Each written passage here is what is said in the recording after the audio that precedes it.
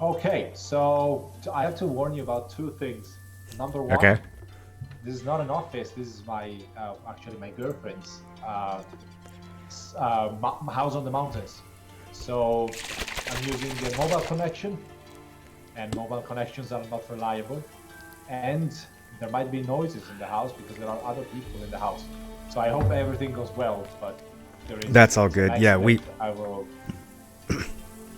I will try to mute everybody in the house. we appreciate you doing this. So if there's a little background noise, no sweat. We'll get through it. How are you doing? Fine, fine, and I'm really glad to be here. Really super hyped. I've watched all your videos, and I saw that you enjoyed the game a lot, and I can't wait to hear all the questions.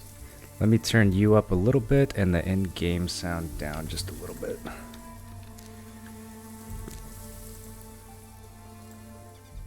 I've just sent a very, very late newsletter uh, telling everybody about the Q&A and telling people to join your channel now. So hopefully they will read it soon. Yeah, so we will highlight all this and throw it up on YouTube afterwards. So if anyone misses it live or whatever, then they'll have a chance to watch it. And I'm guessing if this goes well, we might have a chance to do another one, maybe 6 months in the future or something like that. So there'll always be another chance to talk some more. Sure, I'd love to. So let's start off. I wanted to ask you a little bit about your backgrounds, what MMOs you've been passionate about in the past, and how you got into wanting to make your own game. Well, I mean, I think we grew up with MMOs, right? The three founders, at least, and also most of the members of the team. I think that the game that really shaped our teenage years was Ultima Online. We really played Okay. Ultima Online a lot. In fact, we played Ultima Online way too much. But yeah, you know how MMOs do, right? That was the beginning of everything, I guess. Then we tried pretty much every MMO on the market. I mean, aside from, I mean, not so many Asian MMO. As you can see, there's not many Asian influences in Fractured in general. But speaking of Western MMOs, pretty much all of them. And well, as I said, personally for me, Ultima Online is the most important one. But I've enjoyed a lot of other hardcore Sandbox MMORPGs from the some old glories like Darkfall or the first Mortal Online or Oh wow. even some Okay. that That's just that one's pretty yeah obscure. yeah, and even some that just didn't last only for a few months. Like minor ones. Everything that could get my way, I tried. If it was Sandbox, because I mean, Sandbox market doesn't have much to offer. I've also played Albion quite a lot. Speaking of a recent game that is probably our biggest competitor today, and yeah, I mean, we just love the genre. I mean, we're very passionate about it. I mean, nobody would make an MMO if he's not passionate about it, right? Yeah, for sure. So, Unless you're a AAA studio. so how long ago did you guys start working on this game? I mean, as design-wise, we started in early 2017. But the first months were basically spent setting up the studio and recruiting, preparing the website, all the tools, the core pillars of the design of the game, then going into detail in the design, the website, and so on and so on. So basically, the moment when actual game development for the first alpha version started, after prototyping, after choosing the technology, was the beginning of 2018. And also back then we were 50% working on the actual game and 50% working on promotional material for Kickstarter that we had in the summer of 2018. And after the Kickstarter, it was 100% work on the game. And the Kickstarter went pretty well, right? You guys exceeded your initial goal, and you got some of your stretch goals as well. Yeah, I mean, it was a modest Kickstarter anyway. Being an MMO, we raised I think $130,000, 125. But then we moved all the Kickstarter pledges on our own website, and we kept funding, and we raised a lot more than we raised on Kickstarter through our own website. Cool. Okay. So I think to start off, I'm gonna give kind of like a brief impression of what the game, what I've been able to garner just from reading on the website and trying the alpha and everything, and then I want you to maybe, if I leave some important stuff out, then you can kind of fill in the details so that people have an idea of what they're listening to and why they might be interested in this game. Sure. So when my experience so far with the alpha. It has sort of an open-ended character progression. So you have a talent tree that looks, similar to the one that you might find on like Path of Exile, although not quite as expansive. And then the combat itself also feels a little bit like Path of Exile, the way that you move your character, the way that you execute commands, but you can also sort of animation cancel some of the commands to get out of things early. So it has that sort of fluidity to it. So I kind of got into the game and walked around. Everything was very open-ended. I explored. I saw a bunch of player buildings, different houses and crafting stations that people had built out in the world. I encountered a bunch of different creatures that I would fight, and as I would fight those creatures, I would gain experience specific to those creatures. So eventually I maxed out on wolves and I had to move on to bears, and then I maxed out on bears and I had to move on to spiders. And so that kind of incentivized me, instead of just finding one cozy spot to try to max out, I ended up exploring pretty much this entire map over the course of, I would say, like 15 hours or so.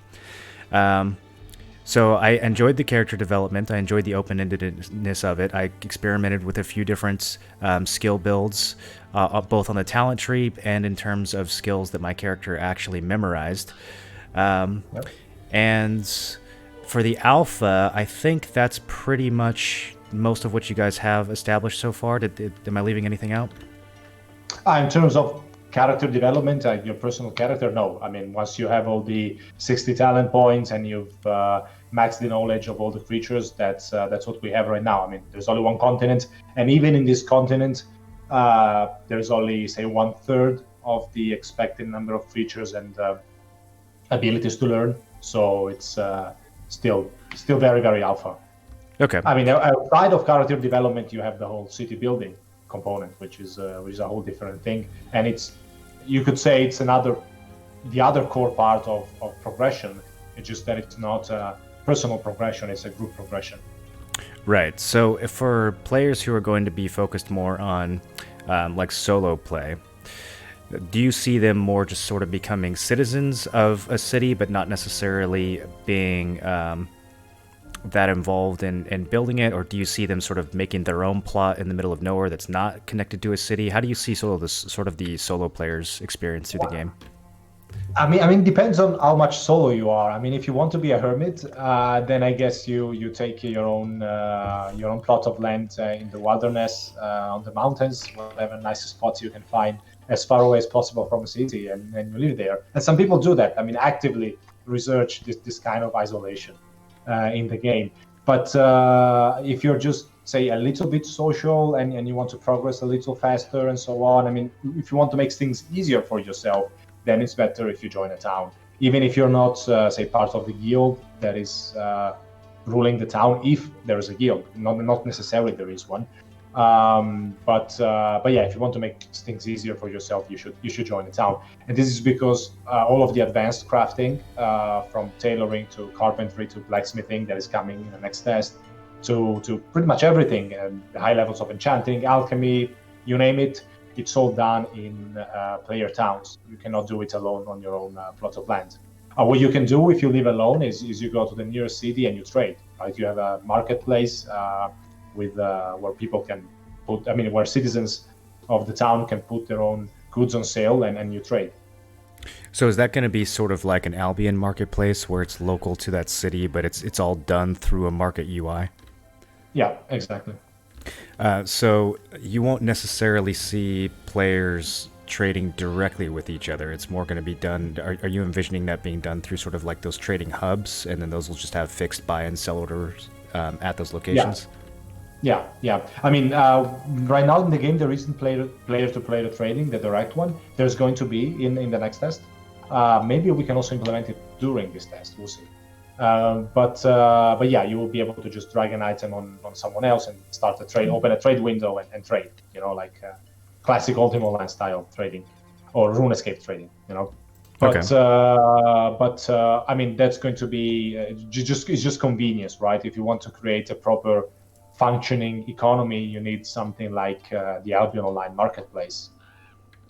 Yeah, I was curious because you'd said you'd come from Ultima Online, and one of the interesting things that game had was player vendors that would be located at their houses. So this is sort of, I think, the evolution of that is just having everyone's vendor being tied into one market that people can go and interact with, regardless of if the player is actually present or not. Yeah, I mean, maybe 15 years ago, when I was really into Ultima Online and my world was Ultima Online, I would have said that vendors were the best thing ever. And spending hours, roaming the map looking for vendors was the best thing ever. But as a matter of fact, it's not. Right? It's way better this way. You will still have to do some roaming in this game, though, because one of the interesting things that you guys have implemented is also local banking, right? Now, is the plan is, I assume, is to keep banking local through every iteration of the game? Yeah. I mean, banks are local. They are already implemented. They are local, and marketplaces are local. Absolutely. So, what kind of systems do you guys have to sort of drive people to move to different parts of the map or to trade across different parts of the map? Are you going to have scarcity in certain areas in terms of materials? Are things going to be more located? Do you imagine like guilds sort of springing up in certain areas and locking those down, or what kind of? Talk a little bit about your vision for how that's going to work. Yeah. Are you able to put an image on the screen? Yes, if you send me something, I can do that. Yeah. No. I can send you something straight from the from our say development channels. Let me look for it. Here it is. It's a map made by our game designer for the next test, which is I was going to post on the developer forums. I can also send it to you. Should I send you the image? Yeah, just send it to me on Discord. Right I'm gonna hide our faces real quick, and then I'll bring up our chat. Lovely. Okay.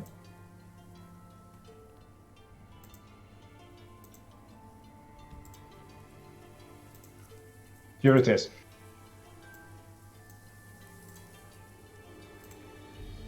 Okay, so I've got that up on the screen now. Okay, great. Okay, so what is this? It's basically the answer to your question, in a way, right?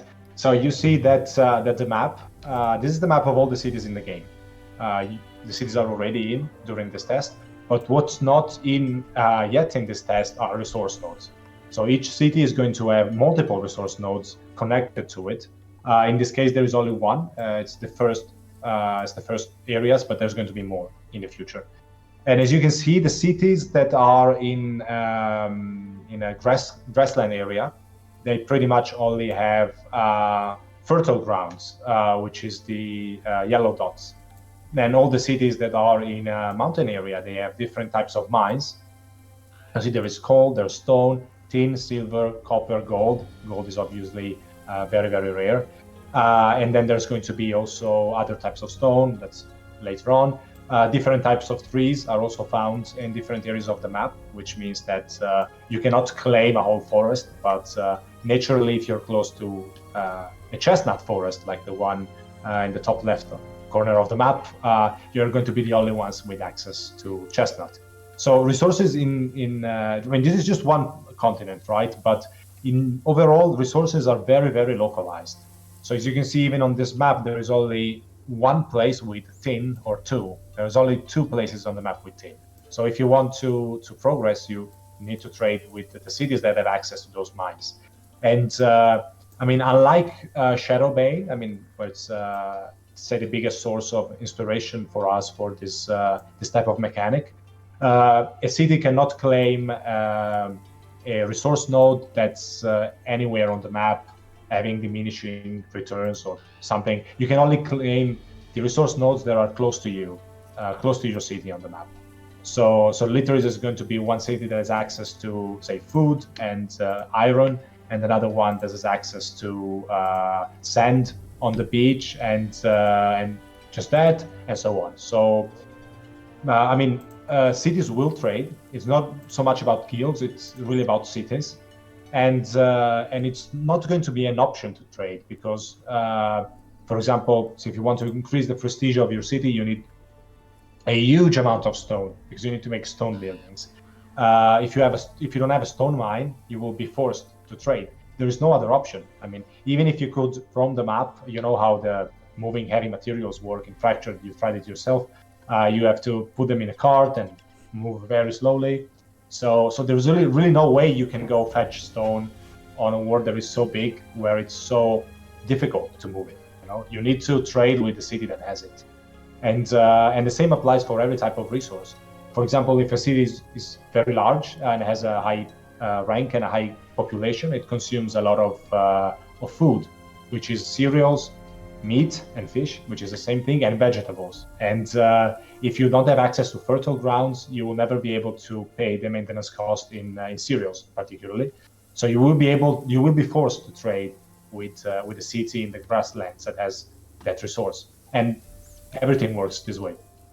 That's so interesting. So, do you guys have kind of a vision for what the size of these cities are going to be? And I guess the cities and guilds aren't necessarily tied together, right? So, in theory, a guild could conquer or claim multiple cities and perhaps even produce a monopoly on a certain material? They can. Now, the thing is, we're trying to promote one guild having as fewer cities as possible. Now, the thing is, if you want to get access to, say, multiple nodes and advanced crafting, you need to rank up your city, because when a city ranks up, it gets point for a tech tree that is unique to the city, and you have to put those points on the tech tree, like you do with the talent tree. It's just that you cannot put them and reassign them so easily, but that's the same idea. It's a talent tree for cities. And to gain rank, you not only need prestige, which means the quality of the buildings, the cities, and the size of the city, and so on, and the decorations you put in the city. But you also need a certain amount of citizens. So if you want to reach, say, rank 5, you need 10 citizens. If you want to reach rank 20, you need 60 citizens. I mean, the smallest cities cannot even do that. Practically, it's impossible. And so if you have a city with, say, 100 players, you can claim a large city, you can bring it to the maximum rank, and that's it. If you want to get another small city on the other side of the map and level it up to the maximum, you need to recruit other 50 people. If it's a large city, 100 people, and it's not that easy. So the idea is that you focus on making your city as huge as possible, as profitable as possible, well functioning as possible, and then you trade with other cities.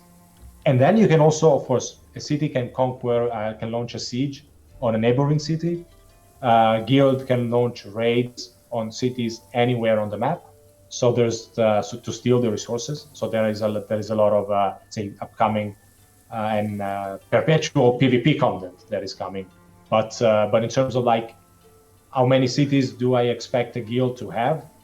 If it's a large guild, maybe very, very large guild, 3 or 4. But we're talking about a very, very, very large guild. Okay, so you don't necessarily envision these sort of like Albion-style mega zergs where, 4,000 players ally and just shut down half the map and eliminate competition? Or are there systems in place that kind of prevent people from getting that big? I mean, one thing that comes to mind here is like, will people be able to fill up these cities with alt accounts? Or like, what kind of limitations do you guys have in place to kind of prevent the mega zerg from emerging? I mean, they will be able to fill the cities without accounts. They will. I mean, feasibly stop that from happening, right? The thing is that the maintenance cost of cities, it's not small, right? You can compare it to what you had in, say, Shadowbane, in terms of like the amount of effort that you have to put to make your city functional. And so if you have a guild of 20 people with 5 alts each, I mean, the game is not free to play, first of all, so they will need to buy all those game copies. But yeah, I can imagine that some crazy, say, very competitive group could do that, right? But after that, there's an amount of effort that you just cannot sustain if you're just a few people using a lot of alts. It's crazy, and then to what end? Now, speaking of the mega zergs, instead, that's a whole different issue. I mean, cities and guilds can form alliances, and we expect that cities and guilds will do, and they will try to control, say, resources. So I guess it's possible that that all the cities controlling gold mines, which is literally like 4 or 5 in the whole continent, will ally and become the only one with access to gold. And other guilds can raid them, declare an attack as a raid, or if they have a neighboring city, try to conquer them. And the sieges, they can only feature a limited amount of players. So if you want to besiege a small city, or raid a small city, that's a 20 versus 20. These are the expected numbers. And if it's a large city, it's a 50 versus 50. But the whole area becomes dedicated. During the siege time, which lasts for 1 or 2 hours, the area of the city and the neighboring area is accessible only to the people who signed up on both sides, which are not necessarily the citizens of the town. Even external people can sign up if they are accepted. But anyway, no more than 50 versus 50 for a large city, or 20 versus 20 for a small one. So anyway, even if you have like the biggest zerg in history and you have to defend your large city, you are going to have to put there your best 50 people. But it's feasible that another group will be able to put there 50 people as well. Interesting. Okay. Even if it's not a mega zerg. So, in terms of, it sounds like the raiding is something where you show up and you declare the raid, and then you come away with some of the resources, but you don't actually take over any ownership of that city if you're raiding, correct? Yeah, correct. So is there a mechanism in place via siege or conquest or something like that where you will be able to seize ownership of other cities, or is it always a temporary thing? Yeah, you can do it, and it's pretty complex. Again, it's not like in Shadowbane, the old good Shadowbane. It's not something that you can do so easily to besiege a city. You have to first create, a rank 3 garrison in your city and so on, which is not easy in itself. And once you have it, you have to spend a lot of resources particularly gold, just to declare a siege on a neighboring city. And once you have declared the siege, there is also a lot of resources and time that you have to spend to prepare the siege ground. So the way it's going to work is that you say, I want to besiege this city, you pay a fee that is not going to be refunded whether you win or lose. It's just the fee to be able to start the siege. And once you have that going, the defenders have a few hours, like 1 day probably is going to be to decide the time slot of the siege in their city, which is like in 3 days from the moment the attack was declared. And then there are the actual siege that lasts for 2 hours, but in the 2 days before that, both the attackers and the defenders will be able to place buildings in the area of the city. So the defenders are going to be able to fortify if they haven't already. But the ones who have to spend the most resources are the attackers, because they have to build siege weapons like trebuchet or catapults, the isometric version of those, of course, which is never going to look as cool as first-person game where you can actually see it shooting in the air, but that's the idea. Because if the defenders have walls, you're not going to be able to pass those walls. You cannot attack with your sword, the wall. You need to have the siege weapons. They have to be ready before the siege. You have to open rate them to shoot until you destroy a piece of wall. And then maybe they can have a second circle of walls. They can have towers that you have to destroy before you're able to destroy the town hall and take over the city. So conquering another city is hard, right? You, as an attacker, you're always at a disadvantage compared to the defenders. Okay, and so you'll always have a bit of an advantage as defender. Now, for these smaller guilds, do you think that how do you think sort of the politics of that will play out? Like, particularly if a group is not able to muster 20 people online at the same time, if there's a group of like a dozen friends or something who wants to build a city, are they going to be at the mercy of these sort of more organized PvP groups, or is it going to be, are there behaviors that they can undertake that will make it not worthwhile to siege them? Like, do you imagine them paying some kind of tribute, or just building in an area that's not that contested? How do you think that behavior will play out? Well, I mean, if you don't have big ambitions, you can be happy and have a very productive and fun city, even if it's not in a hot area, right? So you get a stone mine or just fertile grounds as resource. that those resources are going to be more abundant than the average minerals and way less contested. So it's likely that people will leave you alone. But it can happen in a way that you're going to be raided or sieged because PvP is fun, and well, first of all, you don't need to fill the whole 20 slots yourself. You can ask for help. You can pay outsiders. Oh, interesting. Okay, so being a mercenary is a legit profession. Yeah, it is. It is literally anybody, both in the attacker side and the defender side. Everybody can join. So of course, the governor of the city has to accept the request of people who want to join and trade with them and so on, whatever. But ultimately, everybody can theoretically join a siege if it's accepted to join. So anyway, even if you have just 10 players, you can recruit other 10 players. It's not a problem. And by the way, it's the attacker doesn't necessarily have to conquer a city. He can also accept an automatic tribute each week or each month from the defendant city. This is something that I guess usually don't find in MMOs. This comes straight from city management games, like the Caesar series and all this, which is also a source of inspiration for our whole city system. So they can be happy with that, and they will take ownership of the city only if the tribute is not paid regularly. And this is kind of an automatized system, so it's not like you physically bring me 50,000 gold each week. It's just taken automatically from the coffers of the subjugated city. Yeah, so I'm looking at the map here, and there's 100 something cities on this one continent. So players will definitely be able to find more remote, less contested areas. Now, if there's 100 something cities on this continent, how many continents do you guys plan for each? Is a continent and a planet the same thing, first of all? And if not, how many continents are going to be on each of the... Because I know there's going to be 3 different worlds. How many continents will you have on these worlds? Three per world. Okay, so a total of 9 continents? Yeah, that will make it about 1,000 cities.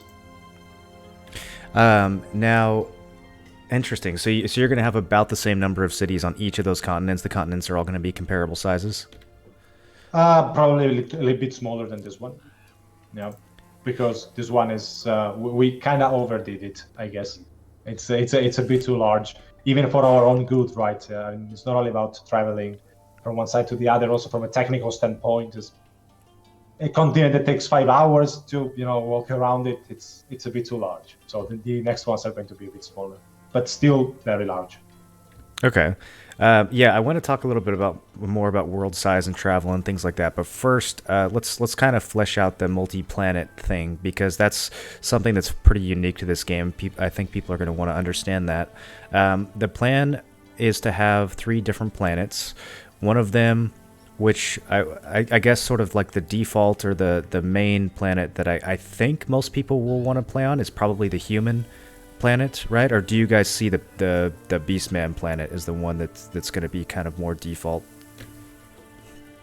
Well, I mean, personally, I would totally choose the human planet, I guess. But we have a large portion of the community that is only interested in PvE. Is not interested in the competitive side of the game. So, I mean, you can create your own character on the website, right? Just in the foundation. It's just a website game. It used to be there since the days of Kickstarter. And we've run tests to an analysis to see how people choose characters and what race do they choose. And surprisingly enough, it's basically 1/3, 1/3, 1/3. So the community seems to be pretty evenly split between the 3 races.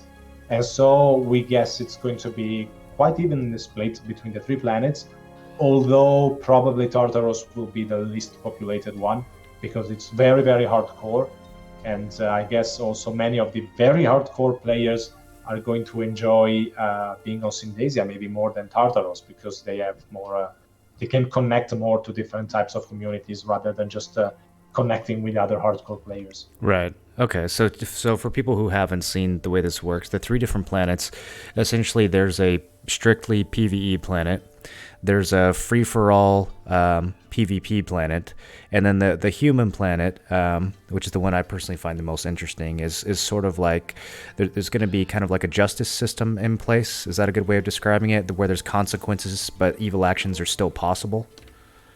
Yeah, pretty much. Yeah, that sums it up. I mean, the starting areas and cities can be set as. I mean, the starting areas are protected. Cities can be set as safe, but outside from that, you can be attacked. It's just that it's very. The criminal system on Synthesia is very punishing, so it's not something that anyway you can do lightly. If you get flagged as a thief or even worse as an assassin, you have a lot of penalties. We haven't decided yet how many penalties. We will think about it once we are there and also listen to the feedback of the community, but it's going to be pretty heavy. So we're going to try to discourage senseless griefing as much as possible, which I know many other developers have said, and then they end up with the griefing. But or they end up getting rid of PvP altogether. That also has happened, yes. But we don't want to go for a system like that of Albion, for example, where you have, say, low-level areas that are PvE and high-level areas that are PvP. The whole concept is different with the 3 planets. And Synthesia, the human planet, is a planet where there is open PvP, so you can attack other players. But there's also a flagging system. So I'm not talking about the militias. I'm talking about the fact that if you flag yourself as good, and if you have enough karma to flag yourself as good, and you do so, you are not able to attack other players. So the only way you can attack other players is to flag yourself as neutral or as evil. And if you flag yourself as evil, you can be immediately attacked and killed by all the other players, including the good players, even though you're not an assassin or you're not a criminal. So if you want to have the chance to attack other players, you basically make it so that all the other players can attack you without consequence. So you can sort of opt into a contract that says that you must be non-aggressive as a good player, and all other good players are forced to abide by that. But if you're neutral or evil, especially if you're evil, obviously people are going to expect you to attack them. But if you're neutral, there's kind of that option to attack where people know that you're capable of attacking them, but they don't necessarily know if it's going to be worth it for you to take on that additional penalty. Yeah. Do you see a subset of players being full-time evil on the human planet, or are you guys going to make it so punishing that they are going to want to go back to being good after a while? No, we expect a full-time evil. There will be for sure. So it'll be more work for them, but you guys think that'll be a viable playstyle? It will be a viable playstyle. It's just we expect it from very few people. Okay. And also, it's not the only thing that can happen, because anyway, the demons can travel to the human planet. So, the traveling between planets is possible. And demons are evil, period. They cannot. So how does the travel? Interesting. How does the travel work? The travel works is that you have to create a portal to the other planets, and it's something that you can only do in a city, and it takes a lot of resources to be opened. And there are some spotlights on the website that explain that, but it's quite complicated. But to sum it up, the time you can stay in the other planet depends on your alignment. So, say if you're a good human, you can go on planet Arboreus, for example, and stay as long as you want. If you are neutral or evil, you can go there and stay for a very, very short time, and you're also going to be attacked by all the creatures that are normally neutral. Evil players, if evil players go to Arboreus, the good planet, they still won't be able to attack players there. In most of the planet they won't. There's areas of the planet where they will, but they are seriously debuffed, and anyway, the time they can stay is going to be probably something between 30 minutes or 1 hour, and then they die if they don't go back to the home planet. So it's what will be the incentive for like an evil player or a demon to invade the PvE planet? Is it just to pick on people in that little pocket of the good planet that are vulnerable? To learn abilities. Oh, okay. They're going to be only there. Right. Yeah. So the abilities in this game are all tied to monsters that you fight or creatures that you fight, and you have to get a certain amount of experience with that creature to learn its abilities. So some of those, the demons are going to be forced to go to the good planet and expose themselves to those dangers, Now, in the same way, are PvE players going to be incentivized to go to the PvP areas to learn abilities as well? Yeah. Yes. Absolutely. Yes. Yes. I mean, and even people, players in Arboreus, they are going to travel to Tartarus, so That's they that's will, that's so and cool. it's going to be very hard because the very moment that they enter Tartarus, they are flagged on the map, so it's known when they enter the planet. So it's super hard for the evil players to go in the good planet, but it's also equally hard for the good players to go on the evil planet because Yeah, yeah, see, it would be unfair otherwise. I've always disliked the system that MMOs have where there's strictly PvP servers and PvE servers and they're separate from each other because I feel like all these PvE players are missing out on the full scope of the game. They're sort of opting out of the additional risk and the additional emergence and interesting dynamics that you get in those PvP environments. But what you guys are doing is you're allowing the PvEers to have sort of their safe haven while also giving them incentives or reasons why they might venture out and go somewhere dangerous and take those risks. And then that could potentially expose them to that PvP playstyle. And once they get a taste of it, who knows? Maybe they'll start to expand.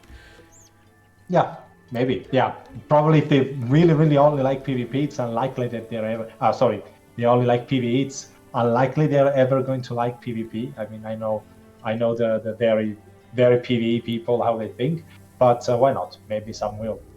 Yeah, and maybe they'll put together because I know role players in UO who used to do this even after the Trammel days. Every once in a while they would get together a huge group and they would venture into the PvP area just as a sort of guild event. And it might not be something they do every week, but it was an adventure for them. It was something they were able to do. So that's really Yeah. cool. I like where you guys are taking Yeah, it. but thank you. But speaking of events, there's also one very important event that I haven't mentioned regarding PvP, which are eclipses. So demons, when they travel to another planet, including the human planet, are debuffed.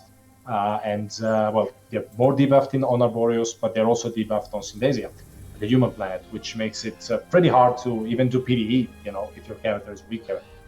But when the planet Tartaros is eclipsing the sun, so it's casting its shadow on Syndesia, then they don't suffer any debuff. That happens probably going to happen 2 or 3 times per week for 2 or 3 hours each time. And during that time, it's also going to be easy, almost free for demons to travel on the human planet. So it's going to be some sort of large-scale planetary raid from one planet to the other, and it's going to be really fun. I think it's going to be you'll really have fun. to if you see one of these eclipses coming, you'll have to watch for. Is it going to be predictable where in the world demons are Yes. popping up? Okay, so you'll have to either avoid those areas or stay in town or do something if you want to avoid the They won't be demon able to invasion. pretty much go everywhere because it lasts long enough for them to go everywhere. So you have to stay in town. Yeah. Okay, so let's talk a little bit about travel within the planet then, because right now everyone's on foot. It takes quite a while to get around. I heard that you guys are adding mounts. Are the mounts gonna cut travel speed in half maybe? What's kind of the plan there? And will you be able to use mounts in combat? No, you're not going to be able to use them in combat. So you have to dismount to fight, but you're going to be able to move 50% faster. Yeah, that's the idea. Maybe even a bit more than that. We'll see how it feels, but considerably faster anyway. There's going to be a simple pet system to manage your mount, so it doesn't magically disappear. It's something that you have to buy that you can teleport to yourself, but actually when you dismount, the horse stays there, like your Ultima Line horse, But not exactly the same, but that's the idea. It's an actual pet that you control. So you'll have to find a safe area to leave your mounts, and if creatures discover it or something, are they going to attack it and kill it? We will see. We haven't decided yet. Still working on it. Initially, probably not because we don't have the fighting system for pets yet. So we're just going to introduce mounts in the next test, and so they're not going to be attacked in the next test at least. After that, we'll see. Anyway, you're going to be able to resurrect your mount and so on. So it's not like you have to keep buying a new horse each time you do PvE. It will be a bit cumbersome. And then I think I missed this part. Did you say something about people engaging on mounted players? Like if someone's running by on their mounts? You can dismount him or dismount her and fight, but you cannot fight mounted. Okay, cool. What about other forms of fast travel? You guys gonna have any sort of teleportation or anything like that? There is, it's very limited. Yeah, there is already. Actually, it's coming in this test if we can make it. I don't know. Otherwise, it's the next test. But the structures are already there. There are 10 cities in this continent that are that have a dock. I think it's 8 or 10. No, it should be 10. 10 cities, and they're the only ones that have this access to this kind of structure. There are other cities on the sea, but they don't have access to a dock. And you can build an harbor office. You can build ships that don't actually travel on the sea. It's just to determine how many resources you can move. And then you can move from one dock to the other. You have to pay a fee to move, fee in gold. But that's a sort of teleportation on the edges of the map. Okay. And inside of the map, we haven't really planned anything. We are open to the possibility of adding, say, in a map like this one, 3 or 4 gates to move, that people can build in some specific cities, and that require a fee, like the docks. But there's just a possibility. Right now, the idea is to go only for the docks, and so teleportation only on the edges of the map. So the further you travel, the more expensive it is. It sounds pretty similar to like the Albion Online Royal Continent sort of method of fast travel. Yeah, they have too. Right? Yeah, they have the docks too. Okay, but so I think they maybe have something else. Maybe I don't remember. I don't know, but yeah, they have like the 5 royal cities and basically the heavier your inventory is, the more silver you're paying to teleport from one to the next. So are you paying the gold in this case to the people who own the docks, or are you just paying it like is it just a sink that takes the gold out of the game? You're paying it to an NPC? Part of it goes to an NPC and part of it goes in the coffers of the city. Okay, so it'll be a big deal to have one of these cities that is capable of building a dock. There won't be a common thing. It's just one of the resources that you can have in your city, yep. Interesting. Okay, cool. So, fast travel around the edge of the map. Are all the maps going to be kind of designed in this similar way, where some of the more interesting materials are kind of inland, and then the edges of the map are like I guess is the layout and the shape of the continents going to be similar, or do you guys have different concepts for like what will differentiate one continent from another? I mean, there are some that are going to be based more on islands, for example. So that's one option, definitely. And I mean, in terms of like shape, I guess we can make them any shape. It's not technically convenient to make them very thin and very long. This one is already kind of reaching the limit of what is convenient to make. So they're probably going to be a little more circular or squared than the current one. But in terms of shape, we can do pretty much everything we want. And particularly in terms of climate, there are going to be many differences, because this is the first the first continent near. It's a temperate one, so you see temperatures are not extreme, and you have mountain biomes, sea biomes, but it's not tropical beaches. Yeah, I think you've noticed. It's more like say Northern Europe type, or oceanic type of beach. And we're going to have a continent that is more tropical and a continent that is very cold. Okay, cool. And then I'm imagining you'll have different biomes and themes depending on the race of the native, or the native race for that planet as well. Yeah, I mean the whole continent of Arboreus is inspired to South America or Central America, so it's to Maya and Aztec civilizations, and so it's very tropical and jungly. While the continent of the planet of Tartarus is overall very dry and desertic, and even the architecture is inspired to the Middle East or the ancient Arabic or Egyptian civilizations. So this has this whole sand and warmth theme to it. So you will not be able to find a frozen place on Tartarus unless it's a magical place. I'm being told to ask you about comets. What do I need to know about comets? Is he talking about asteroids? Maybe, I don't know. Because Oxford is telling me yeah. that I need to ask about comets. Oh, hi Oxford. So it's yeah, it's called asteroids actually, but yeah, comets kind of works as well. Even though I think that technically it's two different things, a comet and an asteroid. But let's not get into I think astronomy. comets are pretty big. If a comet actually lands, I think you're in trouble. You might get wiped out. Yeah, I think the comet has a tail and an asteroid doesn't. Well, never mind. So, Yeah. so the asteroids are actually a very important component of the end game, and it's something that we totally need to do a feature spotlight about because we never did. We mention them often, but nobody knows exactly how they're going to work. So the asteroids are going to be the main end game content for established guilds.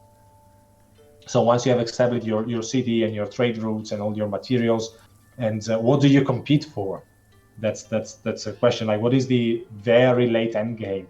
Asteroids are the very late end game. So asteroids are procedurally generated maps that are only available for a short period of time. They can become available later on again, but typically they're only available once. We have this procedural generation system, so we can for the world, so we can make them pretty quickly. They're going to be very heavily focused on one specific biome or one specific element or one specific resource. And each asteroid is going to be available for the citizens of one planet for a limited amount of time. And the idea is that the asteroid, even though you don't see it because it's an isometric game, but the asteroid is flying close to the planet. And during the 2 or 3 days where it's flying close to the planet, you can create a gate and teleport inside of the asteroid. And you can conquer the asteroid. So there is a sort of like, there is a territory control system. And if you manage to be the strongest guild or the strongest group controlling an asteroid, what it means depends on the type of asteroid. It could be just a resource that is usually very rare or even unique, you don't find in the world. You can find it there. Or it can be something even more significant, is that you can find a sigil that you can only obtain from an asteroid that gives a persistent bonus to your city or to a specific player. And these items are literally unique items, meaning there is only one in the whole server. And if you conquer the asteroid, you can take it home and take it into your city. Well, other cities can then steal it from you, but you can Will be they be able to the steal owner. it independent of Yeah. sieging your city? So there will be a different No, system for by that? sieging your city. Oh, but just by Yeah. stealing I the mean, whole city. yeah, Okay, I it's see. by something like a siege, Yeah. akin to a siege. But yeah, because you have to put it stable in a stable way inside of your city. But basically, by raiding asteroids, by conquering asteroids, you're going to be able, as a guild, to have items that are literally unique on the server. I mean, like you're the only guild in the whole game that has that specific item. That's super interesting. Okay, so then the asteroids is sort of the end game competitive aspect. What about for the more like laborious type players? Is there going to be? I remember seeing something on the Kickstarter. I think about a labyrinth, like a procedural dungeon. Do you see end game PVE or bosses or raids or that sort of thing as something that people will be pursuing in the long run? Yeah, I mean that one is it was a stretch goal of Kickstarter, so it's a bit out of the core features of the game. So it's something that it's suitable for an expansion after full release, and it's going to be a sort of repeatable content, but it's connected to the game in that the resources that you get are connected, but it's going to be very different in that you always enter naked, and you can actually acquire the privilege to enter with more items by raiding it more.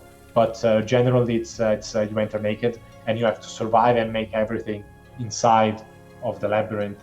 And well, the more prepared you are, I mean, the more privilege to bring items with you've gained, the more likely it is that you're going to be able to go to further down in the labyrinth, because it's going to be a few levels one below the other that get considerably harder. Once you die, you're kicked out, which is kind of hardcore, and it's kind of a mini game where you can gain resources for the game that can keep you busy for a very long time, I guess.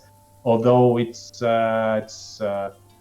don't think it's not expected to be the main activity for PvE players. Arboreus is going to have its own unique events, PvE events, Asteroids are going to be a thing also for Arboreals, because they're not necessarily content for PvP players only. And anyway, we also expect that, given that it's an asteroid it's not like, say, it's something, you know, as I said, it's temporary, right? So if you're a group of PvE players, the fear of losing your city is probably going to prevent you from, say, having a city on Syndasia, right? But raiding an asteroid is always something that you can try, you know. At worst, you lose, and you go there with replaceable gear, you lose your gear, fine. There's no real, say, heavy consequence for having tried to fight on an asteroid.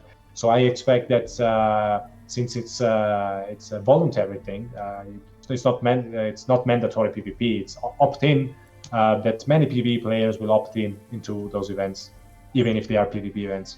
Okay. So, regardless of whether or not the Arboreus PvE players are opting into Asteroids, are they going to have kind of their own activities on Arboreus to keep them busy in the long run? Like, do you see, if it's not the Labyrinth, what do you see the long-term sort of PvE content being for those players? We're going to have open world PvE events, so that's going to be the main thing, you know, Arboreus. Okay. And anyway, the whole trading component of the game, it's not, because you can trade between planets. So anyway, and for example, Arboreus is the only planet that has one resource. There are crystals, because it's the planet that is most resemblant to how the civilization used to be before the fracture. So there's a bit of lore behind it. But they have some resources, particularly these crystals, that are unique to Arboreus and valuable for all the other planets. And so it's not feasible for a human or a demon to go into any other planet and take the resources, because, you know, moving heavy materials and so on. So it's not really doable. So the only way to do it is to trade. So anyway, we expect that groups on Arboreus will be heavily involved in trading also with the other planets. Do you guys have like boss level abilities in mind, where there will be like somebody at the bottom of a dungeon or something that's going to have unique abilities you can only learn from him? Or do you have like kind of an idea for if the game's going to have bosses or like end game PvE encounters outside of those events? Yeah, it will. Right now it doesn't, because it's I think that the highest challenge rating that we have right now, it's say mini boss challenge rating. It's like the Goblin Shaman or the Creator Earth Elemental, which are still doable by a couple people. So it's not a big deal. But the first boss is going to be the Skeletal Dragon in the Veil of Shadows, something that you have already explored. But there was a certain point where you would hit, you know, I think you've done it. You've walked on the floating islands in the Veil of Shadows with the bridges, and then you stopped at some point, right? If you go in the next test or the test after, you're going to be able to go past that, and there's going to be the first boss of the game, which is the Skeletal Dragon. We ended up teleporting through the wall and running around a little bit in the empty area, so that's going to end up being a boss. Yeah, well, there's a lot. Yeah, everybody does it, so don't worry. There's a lot of content in there that is planned. As you can see, right now, I guess it's only 1/3 or 40% of the Veil is populated. But there's going to be a battleground. There was a post actually where we described what is going to be there. There's a cursed battleground with a ghost-themed area. There's going to be the Temple of Abelis, which is the evil god. There's going to be another village of heretics and then human rejects. And there's also going to be one boss, which is the Skeletal Dragon. Actually, two different bosses, but the first one is going to be the Skeletal Dragon. And it's going to have phases to be able to access it, right? I'm not saying like an Ultima Online champion spawn, but a bit like an Ultima Online champion spawn. So you get the idea. So you have to progress through phases to be able to spawn the boss. And then the boss has unique abilities, yes, like the Skeletal Dragon Breath, for example, but that you can learn. So you have to do it 5 times with your guild. You can be raided by other guilds while you do it. It's not easy. But other than that, it has unique resources that you can only get there, and so it's going to be always contended by guilds. It's also going to be very remunerative in terms of like gold that you can get and so on. So it's going to be, say, probably a location where there's going to be frequent moments of PvP between different groups. So every ability in the game is going to be learnable, right? You guys don't have any like plans to add a boss mechanic that players can't get access to, or do you plan on doing that eventually? Well, I mean, you have to defeat the boss to learn the abilities. I mean, it works through the knowledge system, like the usual way of the knowledge system. It's just that only the boss has that ability, Right. and therefore you need it. And also, with some bosses are going. So one thing that is not there in the game yet, see, the last bit of knowledge system that is not there yet is ability leveling. So right now you learn a fireball, and that's it. It's your fireball. And it has this kind of damage and this kind of cooldown. But in the future, you're going to be able to level up that fireball. So maybe you have 3 different levels. So level 1, 2, and 3. Level 1 is when you learn it, and say maybe it has a 20-second cooldown. And when level 2, it's 17 seconds. And when it's level 3, it's 14 seconds of cooldown. So to give you an idea that it's not a massive difference. Like, it's always a small difference because the game has horizontal progression. So we cannot make it so that at level 2 it deals twice the damage as level 1. But you're going to have small increments in power. But then if you are a competitive player, you're going to look for those increments in power anyway. Will you have to spend extra memory for those improvements, or that'll just be part of the base ability going forward? You're going to have to spend knowledge points, but you're also going to have to do some mini quests, I guess you can call them. They are tasks. They're called tasks. And some of those can be still related to PvE. For example, one task could be to have to acquire the same ability from a monster that is located on a different planet. But other tasks involve just using that ability more in a skill-based way. Like, for example, dealing 100,000 damage with your fireball to creatures, right? Or using a poison ability on a creature that is typically immune to poison. So you have to figure out how to make it not immune to poison, and so on. There are going to be a few different types of tasks that we're going to reuse. And so it's going to be a bit of use the ability a lot, and a bit more of think of how you could solve the riddle or travel to another planet to be able to complete it. And these bosses are also going to be related to being able to level up your existing abilities. So it's, again, as a regular player, you can just live with your level 1 ability. But if you're competitive and or a completionist, then you definitely want to be able to complete the 2 tasks or the 4 tasks to bring it to level 2 or level 3. Yeah, so just to provide some context for you guys who haven't tried the game yet, if you look right here, I've got 28 memory slots, which I think is the most you can get right now. I've got my intelligence completely maxed out. And each of these abilities costs 2, 4, or 6 memory. So I have a limited amount. I can learn a whole bunch of, 2 memory abilities, or I can learn a small handful of 6 memory abilities that are a lot more powerful. So when we're talking about like learning boss mechanics, I don't know what the particular cost of that is going to be, but you'll be able to make the decision between having like some crazy big ability that's on a long cooldown that takes a ton of memory, or having a bunch of smaller, maybe spammable, weaker abilities with more utility or more versatility. So that's kind of just a little bit more context in regards to how you develop your character and how you build a kit to run around. Yeah, so I really like this. I think it's going to be super fun trying to kill a boss and learn its skill. And, I imagine that with some of the harder or rarer bosses, when you encounter a player who suddenly uses that ability out in the world, you might start shaking a little bit. That's gonna leave an impression. Especially if he's one of the first people to gain access to that. So that's really cool. Let's talk a little bit about sort of the crafting side of the game, and how, because when the PvP that does exist is going to be full loot, right? Are there any versions of PvP where you won't lose your things if you die? No, I mean, you generally lose your thing if you die, even in PvE, if it's like a complete death. If you get knocked out without life, you know how the mechanic works.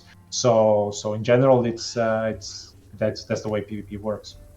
Okay, and so as far as, because I know some people get scared by full loot PvP, but basically you'll be able to wear gear that's very replaceable, very throwaway gear. I assume there's going to be different tiers or qualities of gear. What sort of progression are you going to have for crafters? Are they going to be able to establish reputations for themselves for making higher quality material or higher quality gear? Are there rare materials they're going to have to access to create those better pieces? And what do you see the well, we'll just start with that. So in terms of crafting progression, there are three different separate components that come into play.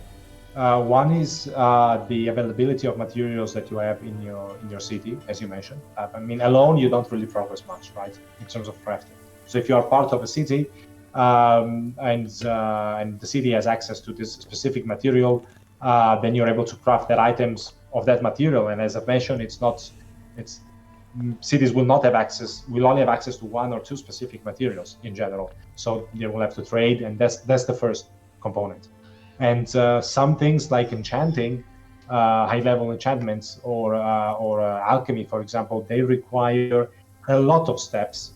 So it's not only about being a person who's really knowledgeable about all the combination of enchantments with a good amount of spreadsheets and a lot of willingness to learn how to be able to make the items, but you're also going to require a lot of different items, really a lot of different items to be able to make certain specific things. And so it's putting them all together is a big group effort, right? It's a big trading effort or a big raiding and PvE effort, PvP effort, you name it, but it's not easy.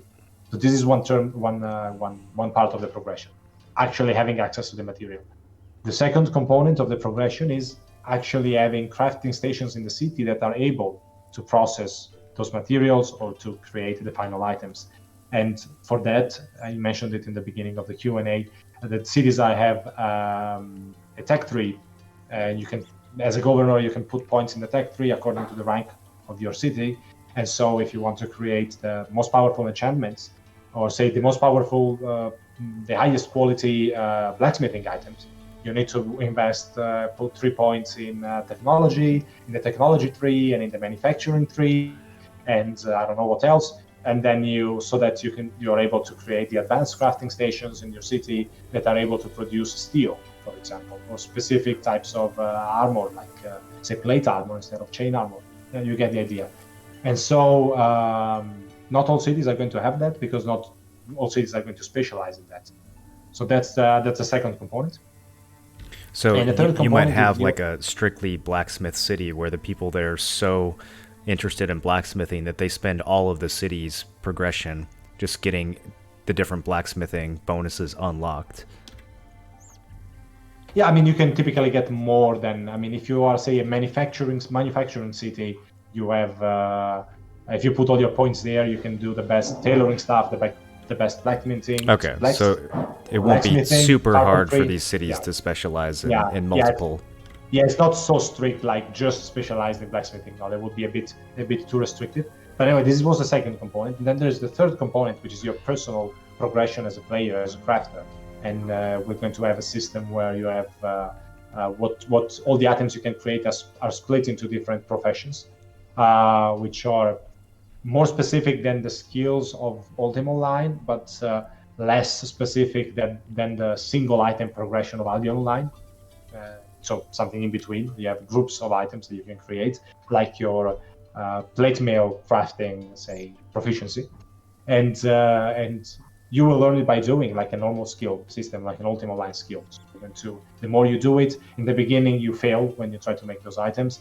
Then as you rank up your ability in that specific profession, you're going to be able to always succeed, and then increase the minimum quality of your items, which is going to combine with the quality of the crafting stations to determine how much you can, what is the quality of the item that you create.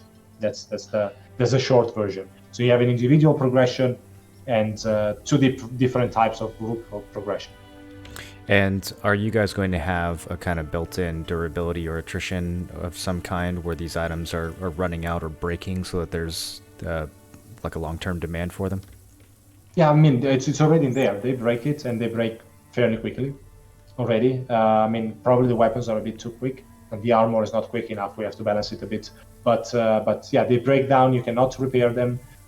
So you have to recreate them and re-enchant them, right? Because creating the item is one thing, but getting the right enchantments on it is another operation altogether.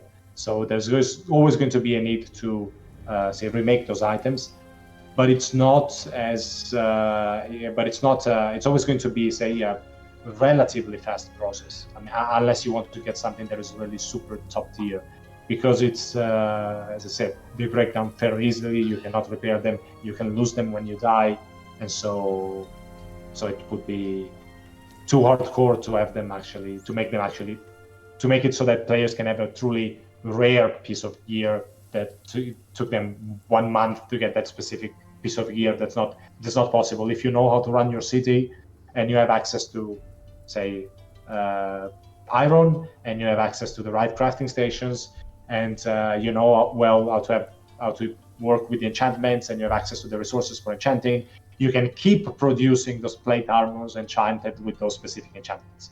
Like routinely, you can produce them. Routinely, they will get worn down or lost in PvE and PvP, and you keep replacing them.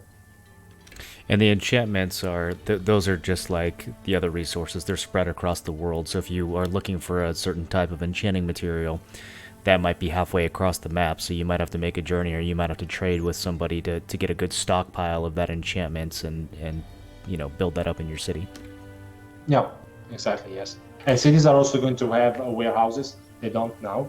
So, but you've already seen an example of warehouse if you built a carpenter in your city. Did you get a city, by the way? No, we kind of we were trying to figure out how to pool our gold since there wasn't trading. We were gonna like try to meet back in town and throw it all in a chest or something, but we didn't quite get around to it. Yeah. So if you had, you would have seen that when you make a carpenter building, you have a wood shed where you can put all the heavy materials or the different logs, and then the crafting stations of the carpenter use those logs. So you don't have them in your hand, you don't have them in your backpack, because you cannot put logs in your backpack. You put them in the wood shed, and then the crafting stations use the item in that wood shed. And in the future, there's going to be warehouses that you can build in a city where you can put any type of heavy material, and the crafting stations in the city are going to consume the items inside of the warehouse. So you don't have to physically move them. You can store a lot of items, you can trade a lot of items. You don't have to physically move them from one building to the other. It's sort of automatic and a bit easier. But that was to say that you can store a lot of items in your city. Okay, and so the power difference in terms of gear, because I know you said before you guys are focused more on horizontal progression, compared to, assuming the characters are equal strength, what's going to be the power difference of somebody using just like the newbie cotton gear that they make in the starter town versus somebody who's using higher tier silk or whatever with all the enchantments on it? Well, the difference is significant. Of course, it's not like enormous, but it's significant. I mean, the progression of factory is horizontal, right? But if you're really a new player with newbie gear, you're going to be steamrolled by any experienced player. That's even though the power gap is small, it's not that small, and it wouldn't make sense otherwise, right? Otherwise, there would be no reason to progress whatsoever. But the trick is that if you join, but even if you're alone and you put some effort and you're clever, or if you even easier if you join a guild or a city, you can get to the point where you are competitive very quickly, right? So if you want to use, so if you have a very powerful item, you can put it on. You don't need a skill to put it on. You don't have to, use the stupid plant fibers for 10 days, and then you're able to use cotton armor, and then you're able to use the spider silk armor. Right. You can if just use it all. If you buy it, if somebody gives it to you, you can always use it, like in Ultimate. So it's if you are dedicated, if you're smart, you can get to decent PvP, to decent level for PvP very quickly. And by very quickly, I mean in like 3, 4, 5 days. Then you have the thing is, you're limited in the amount of choices that you have, right? You don't have all the abilities, the talent tree. You don't have all the talents, which are going to be a lot slower to acquire than they are now once the game is complete. And so you're going to be able to say, find a very specific role for yourself. Say it's a very offensive DPS assassin, and you can all which that wants to do one specific combo, and that's the only thing you can do. So you cannot really change your character to be able to tackle a different scenario. That's all you can do. That's the big difference, the biggest difference between someone who has played for one character for 5 days and one who has played it for 2 months. Okay, yeah, so I think what I'm sort of trying to get a feel for is, I guess, the gap between that. Maybe the starter town is too extreme of an example, but sort of the gap between the more like casual or decently geared player and somebody who's really min-maxing and putting all the best enchantments and all their stuff. Like if I play the game, if let's say I like PvP, but I'm not putting an enormous amount of hours every day into the game, so I have a limited amount of wealth or resources or whatever, and I'm getting that kind of mid-tier or decent or mid-high tier of gear. How big of an advantage or disadvantage will I be at compared to someone who's playing all day long and has the best stuff? Okay, so if you have the exact same build, or any way that builds that don't have an advantage against each other, and you're equally good, the guy, the min-maxer, super dedicated guy is going to win, right? It does make a difference. It's hard for me to give you a percentage, of power gap, but it's going to win, right? But let's say that you have the best plate armor, right, with the perfect enchantment that you made for yourself, and you have all the abilities that you want. You have unlocked all the abilities of the game, all the talents of the game, everything. Yeah, so as you're really, really strong. But you have 230 nodes in your tree, and you can only put 60 points out of, I think 230, 140 you can spend. There's a limited amount of enchantments you can put on your items. There's your stats also matter a lot. So it's perfectly possible that you have, and when it's not possible, it's guaranteed that your character is going to have weaknesses. So assume that you meet another character, and this character is, say, an average guy, just not good gear, but very far from your gear. But he has a spear that is able to pierce heavy armor, and he has the talent to pierce heavy armor, and he has a lot of magic-based crowd control. And you are very resistant to physical effects, but you have no resistance whatsoever to magical types of effects. He's going to win, right? And it's even though his gear is clearly worse than yours, and he doesn't have all the talents, and he doesn't have all the abilities, he's going to win anyway, because his build is made to destroy. It's very good. It has a very huge advantage over your build. So in the end, your choice of talents, abilities, memorized, and attributes and enchantments, so which together make your character build, is more important than your equipment. Okay, so it's you guys are trying to. I understand why you're resistant to put like a percentage on it, because you're aiming for a level of complexity to where all these different things are intersecting, so that it's not just your gear or just your skill build or anything like that. And if someone, players are going to have to be careful about how they specialize. If someone's trying to be like a solo player killer or something, they're going to have to be really particular with how to make a versatile enough build that they'll have a chance to kill that mage versus that melee versus that defensive build versus that offensive build. Like it's gonna be hard for them to balance all of those matchups, right? Yeah. I mean, you can. If I was an assassin, if I wanted to be an assassin, I would probably put some invisibility and some say mobility, blinking, maybe high burst damage spells, but you know that you can only memorize a few, right? Unless you have very, very high intelligence, and anyway, it's still only like 10 or 12 spells. Most typically, it's like 8 spells, what fits your hotbar. And so even with all your best effort in finding the most versatile build, it's never going to be versatile enough to win against everybody, or to survive, being able to escape from another group. Okay, so let's talk a little bit more about what builds and characters are going to look like, because I've played around a little bit with mage and archer, and there's different types of melee. Some melee are going to be more focused on, like you said, stealth or being an assassin. Other melee are going to be focused on piercing armor. Other melee might be focused on taking damage or taking magical damage. And then I saw part of the combat tree also seem to be focused on followers of some kind. Is that going to be like summons? Is that going to be, are you guys planning on allowing players to tame creatures?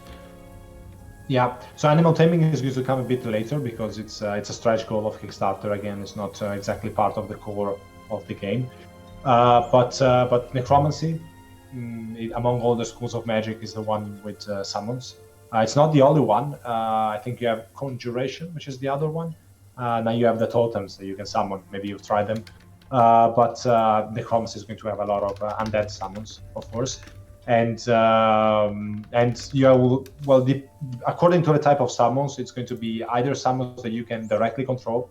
So you have an icon on the side, and you can give it orders with hotkeys or just clicking on the icon. Very simple orders like attack or follow me, stop, stay here, period. Just those super simple, which kind of maybe remind you of Ultimate Line, but you don't have to type or kill and then click on somebody, which is a bit obsolete. But it's going to work that way. Or you're going to have summons that just do stuff by themselves, like the totems right now. You summon them, they give bonuses, they attack, they shoot spells, they do everything by themselves. Some necromancy summons are going to be like that, just moving from more or less following you and attacking anything that is inside, so you can't really control them, they act by themselves. Okay, cool. So necromancy and summoning and animal taming, different melee archetypes. What's I guess is that kind of the? Are there other archetypes or concepts that you guys are planning on adding in the future? What do you have in mind there? You broke up a little. I've missed the last 3 seconds. Oh, sorry. I was just trying to get a sense for kind of what other character archetypes might be available. Are you guys getting to the point where most of that stuff is implemented and you're really just working on the followers and taming next, or are there other kind of character concepts that are still going to be added to the talent tree? Well, there are some schools of magic that are basically completely missing, right? So as I mentioned, necromancy is pretty much, I think he only has 2 spells and it's not really relevant. Like chilling, touch, and blight, the spells that literally nobody uses for a good reason. So there's the whole part of blood magic characters using life to cast spells. That's in necromancy, that's missing. The whole summoning thing, which is there, is missing. The whole support class, so to say, support build right now is completely missing from the game. You basically have 1 healing items, you have some crowd control, but the AoE healing and the AoE buffs are missing, and those are going to be in the restoration school. There's the whole abjuration school that has very few abilities, I think like 2 or 3 only right now, and that's the ability that is able to negate other forms of magic. So you can have a support character that is dedicated to removing buffs from other players, or removing buffs from monsters, and debuffing also monsters. Then there is the whole musicianship school, which is not implemented at all. I didn't know you guys were going to have that. Yeah, we have. And there's actually this, I think somebody in the chat will probably post the feature spotlight when I mention it now. But there is one feature spotlight that is dedicated to the 14 different schools of magic of the game, that it pretty much explains what all those do. And yeah, there's so much stuff missing. So and I think that the biggest thing missing right now is the whole support figure, because anyway, you have mages, you have assassins, you have melee characters, you have archers, even though they only have a few abilities. They also have only a few abilities, but the whole support side is not there yet. So as far as the musicianship goes, is that like, are you guys planning to add in like Ultima style bards, or do you have your own spin on that? No, I mean it's going to be anyway focused on mostly on controlling and playing as a support character. So you're going to have different buff spells, debuff spells, monster control spells. But it's I think Ultima Online had the skill where you could say pacify an animal, make one animal attack the other animal. You had that type of abilities. Our musicianship is going to have those abilities, but it's also going to have a whole plethora of support spells, and even some, in general, when we make a skill, like we always try to, sorry, not a skill, school of magic. We always try to make it focused on something. For example, musicianship is focused on being a support character, but not strictly related to that. So anyway, even the school of musicianship is going to have a few offensive spells, for example, that you can use. Very unique in a way, but something that you can stick into an offensive character that is a warrior or a mage, whatever. And also all the different schools of magic are typically related to or use one attribute more than the others. So musicianship is the one using charisma, as you might expect, being a bard, charismatic bard, and charisma is the other thing that right now doesn't really matter so much in the game. You don't have many abilities using charisma. You don't have the whole animal handling thing. So there's a whole section of the game that is missing. Will you be able to hear the song that the bard is playing depending on the spell they're casting? Are they going to have some in-game tunes? It depends on how much money we have to invest on sound effects. Yeah. But maybe.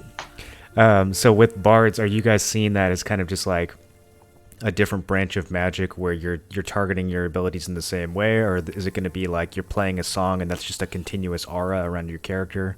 Maybe some mixture of those. Like how do you see it from an implementation? You're going to have auras that you can enable. So when you start, it's like you already have the mechanic of these toggle spells that you can turn on and turn off. So you're going to have auras that you can turn on and turn off.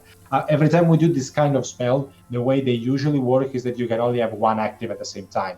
So maybe you get say 3 or 4 different auras in your hotbar, but you can only play one song at the same time and therefore give one aura at the same time. But we try not to have too many of those spells because anyway they are passive, and passive spells are a bit boring. So anyway, most of the abilities are going to be active abilities. Now, on the topic of combat, so a lot of the abilities in the game are AoEs or they're projectiles. There's only a handful that seem to be direct targeted spells. How do you guys plan on handling things like friendly fire? So right now there is no friendly fire basically, and one of the reasons why in the beginning we wanted to do more friendly fire, but the thing is, since we have a lot of spells, I mean almost all the spells of the game are not targeted, right? So there are the directional spells or spells that cause say AoE effects, and so it would be way too easy to get flagged as a criminal, by doing certain actions. So it would be problematic. Like a good aligned player cannot hurt another good aligned player. So it's not possible to have a sort of friendly fire if you have 2 good players together in the same party. You get the point. Well, that's the biggest reason why there isn't friendly fire, is that our system are too complex to allow for that. To really have friendly fire in the end, we realized that we would need a game where basically there are no rules whatsoever. So everybody can attack everybody. Like everybody Darkfall, can basically. Yeah. So maybe it's maybe even more extreme than Darkfall, and so this way we could have free friendly fire, but with the rule set like the criminal system of Synthesia and the whole alignment system, we cannot have. There is no feasible way to have a friendly fire. Yeah, I think the first thing that we did in Darkfall was go and try to step in front of someone else's weapon swing near a goblin so we could get them to flag criminal. But probably within the first 10 seconds of the game, people were already doing that. So, of course. So for these more complicated alignment situations where you have like different groups of evil players, will they be able to collaborate, or are they going to have to dodge each other's abilities? Like if I have 2 separate evil guilds that want to be friendly, will they have to do? Is there like an alliance in game that they can form? Yeah, they can form an alliance. Yes. But that would have to be done formally, right? They couldn't. That's not necessarily something they could do on the fly. They can't like pick and choose who their targets are hitting. No, you have to do it on. You have to accept it in the city. It's not something you can do on the fly. No, not necessarily. But anyway, we expect players will form stable alliances Yeah. Okay. most of the time. How have you guys had a chance to test the large scale fighting yet, or is that something that's kind of a goal for the future? I know you had mentioned 50 versus 50 for some of the sieges. It's definitely a goal for the future. It's we're doing our best to get there before the end of the year. So the next test is going to be resource nodes that we have sent you the picture. We discussed it before, and the test after is going to be PvP, so sieges and raids and so on. Yeah, because with the sort of the amount of screen space that you have in Fractured, 50 versus 50 sounds pretty intense. Like that would be packed if those people were all in the same area. But I'm imagining in a siege they're going to be a little bit more spread out, possibly focused on Yes. different objectives. Yes. Both the defenders and the attackers eventually have to focus on one objective, which is the town hall of the city. But before getting there, they need to break down the walls, focusing on only one siege weapon and one specific part of the wall is very inconvenient. It's just not a good idea. So they should definitely spread out and build more than one siege weapon up to the maximum allowed, and try to operate more than one at the same time to be able to penetrate the city in different points. So it's we expect it's going to be the whole bunch of people pretty much all together only in the end of the battle when they reach the town hall. But and maybe some players will be we will have reached the point where they cannot rejoin the battle at that point. But in general, we expect them to be spread out. I mean, having 50 versus 50 actually on the same screen is it's a mess. But with isometric graphics, is cannot be anything but a mess, you know. Yeah. So it's better to try to have them spread out as much as possible. Are you guys planning on putting any kind of like limits in place as far as how many targets an ability can affect, or if you drop an earthquake in the right spot, it's just going to hit everyone who's there? For now, the plan is to have it hit everyone who's there. But in Fractured, it's actually, I mean, right now it's not really, but once all the spells are in and all the mechanics are in, it's usually it's relatively easy to avoid crowd control. Like that's how it's meant to be. So if I start a say blink inside of a group of players and start an earthquake, it's expected that half of the people are not going to be affected by the earthquake on each way because they resist Because of the effect of the willpower and earthquake. Yeah, it's not willpower, it's fortitude. right. Everybody Okay. thinks it's either evasion or willpower, but it's fortitude for the stance. And if you have high fortitude, you can resist it pretty often.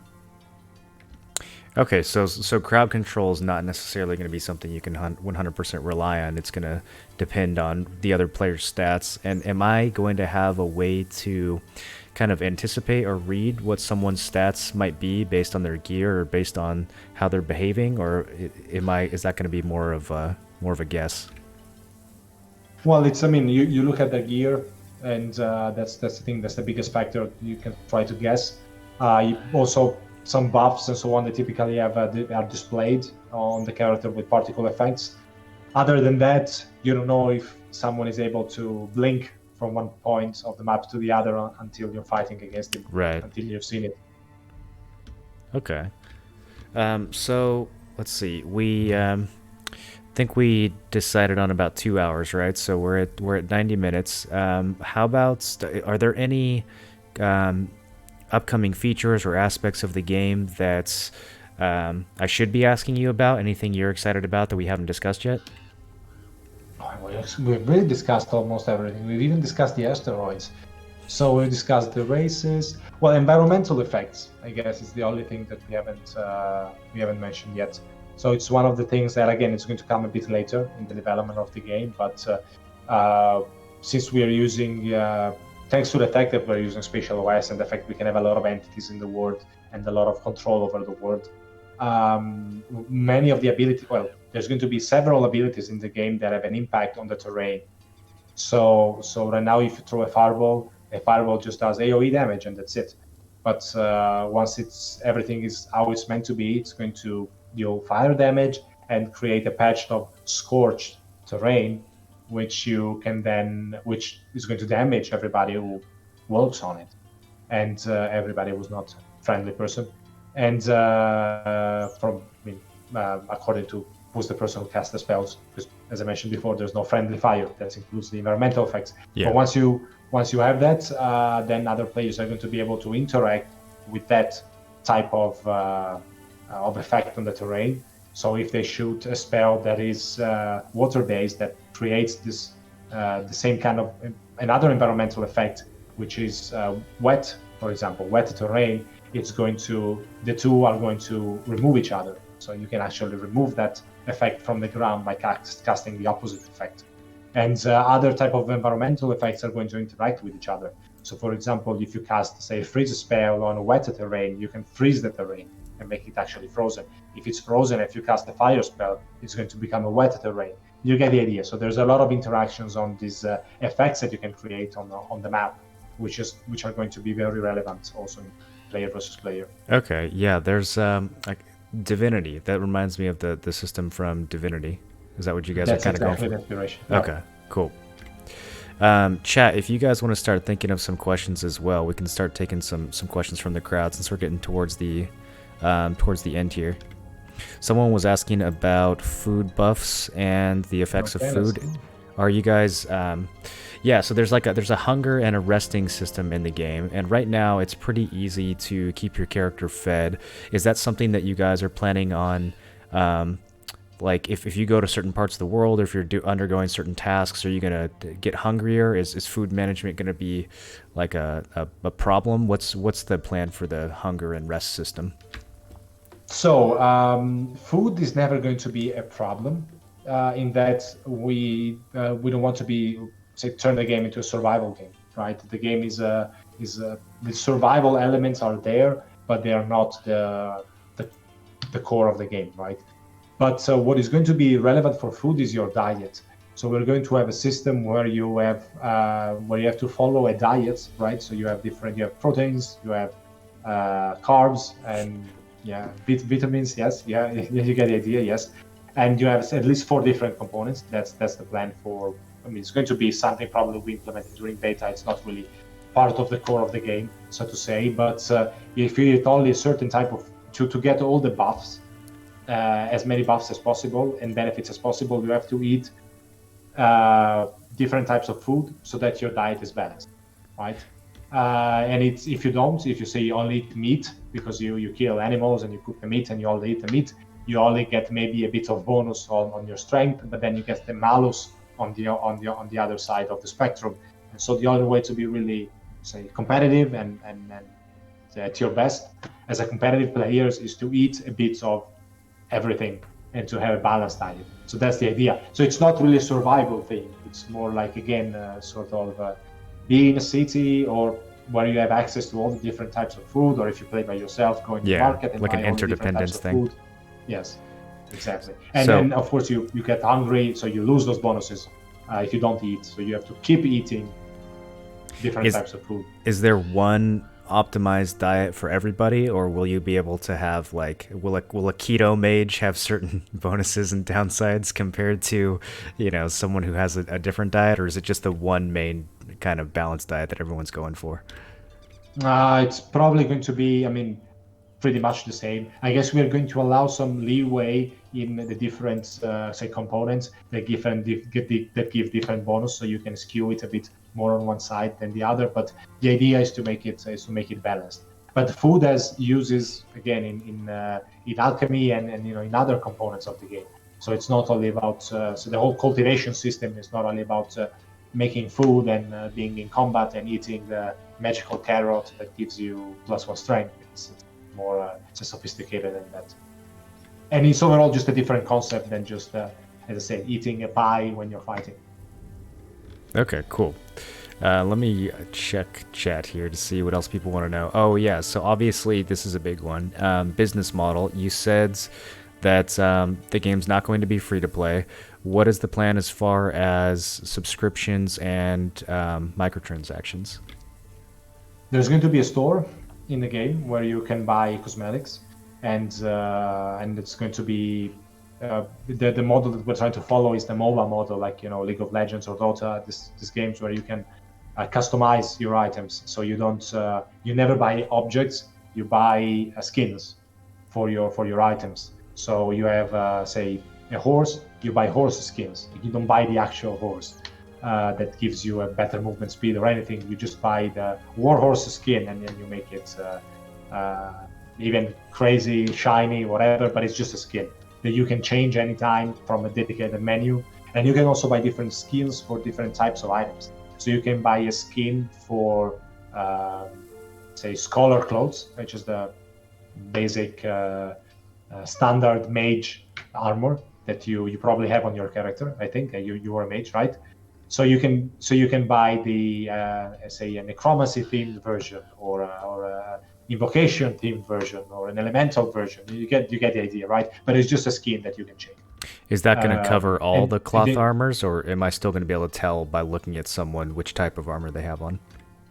Oh, you're going to be able to, because the different types of armor are very, very few in Fraction. You have the scholar armor, the scholar clothes, which is the cloth. Then you have hide armor, leather armor, scale armor, chain, and plate. Period. That's it. It's 6 different types of armor. So you can, if it's a plate armor, whatever skin you have on, it's obviously a plate armor. Okay. And then are you guys planning on doing like spell skins or anything like that, or is that too far down the line? Well, if we have the resources, why not? I mean, they should sell pretty well. And we've run a survey where we've asked what people wanted, and to see in the store, and the spell reskins was I mean, alternative particle effects were very appreciated. So it's something that if we have the resources to do it, we will do it, and we will put it on sale for sure. Again, you can clearly see what is the spell, right? You don't. It doesn't turn it into a completely different spell. It's just thematic changes. And the other big component of monetization is going to be the VIP. So there's going to be a VIP subscription, optional, that unlocks discounts on cosmetics, say cosmetic advantages that accumulate over time the longer you have it, and also some say bits of utility and time savers. Okay. Do you guys have an idea? Do you have an idea for what those time savers are going to be? Typically, they're going to be related to ability learning. So one thing that we're still deciding on is whether. So right now, learning abilities is immediate, but in theory, it was meant to be a process that requires a certain study slots. So you start studying an ability that you have discovered, and then you unlock it. It's not immediate. And so the idea was to give faster unlocks, or give more slots to unlock the abilities, so you can progress faster. So you can unlock the abilities as fast as the other people. It's just you can acquire them a little faster if you have the VIP, and similar mechanics. But it's really not decided yet. Okay. We're going to run the whole VIP thing. So you'd still have to kill the same amount of monsters. No pay to win. You'd still have to kill the same. You'd still have to kill the same amount of monsters, whether you were VIP or non-VIP. It's just that as a VIP, you might be able to skip that extra step of having to research it or whatever. Yeah, okay. That's always the idea behind the VIP. So no pay to win. So none of the transactions are going to be based on. You're not going to be able to buy gold, or you're not going to be able to buy any stats for your character, nothing like that. No. Okay. No, I think the whole allowing players to buy premium currency with the game currency, and vice versa, can have a pretty devastating effect on the economy. So staying away from that. I'm just looking over at chat here. People are asking if they're going to be able to dye their gear. Do you guys plan on adding different color schemes that people can apply to their stuff beyond just the ability to buy skins? No, probably not. We're just going for the skins. So it's going to be people will buy the game initially, but then they won't have to pay the VIP sub after that unless they choose to get those extra benefits. Yeah, I mean they don't never have to. I mean right now, if you pledge with a founder pack, if you buy a founder pack, you get a lot of VIP and also gold to buy more VIP eventually. But once that runs out, you don't have to renew. I mean, we expect there is going to be a important portion of the player base that is going to use the VIP, particularly the most competitive players, because for them every it's a little time saver. Maybe it's more relevant than just with the average player. But overall, it's absolutely not necessary. What kind of sort of like visual or I'm not really sure what word to use for it, but like I guess just cosmetic progression and kind of like role playing progression are players going to have? Like if I'm working on a house, are there crazy unique decorations I can get for my house? Are there extra add-ons that I can get just for the sake of, like with Ultima Online, the in-game economy was almost exclusively focused after a while on rare items and rare decorations and things like that. Do you guys have some of that stuff planned? Well, okay, some of those things are going to be in the store. First of all, I forgot to mention them. One is already actually on sale, an alternative furniture sets for your house that you can build. Again, you don't buy the actual items; you buy the blueprints that you can then build in your house that work exactly the same as the other types of furniture. The normal types of furniture is just a skin. Other than that, we're going to have very rare items. Again, going all crazy on house decorations is probably not something that we're going to do.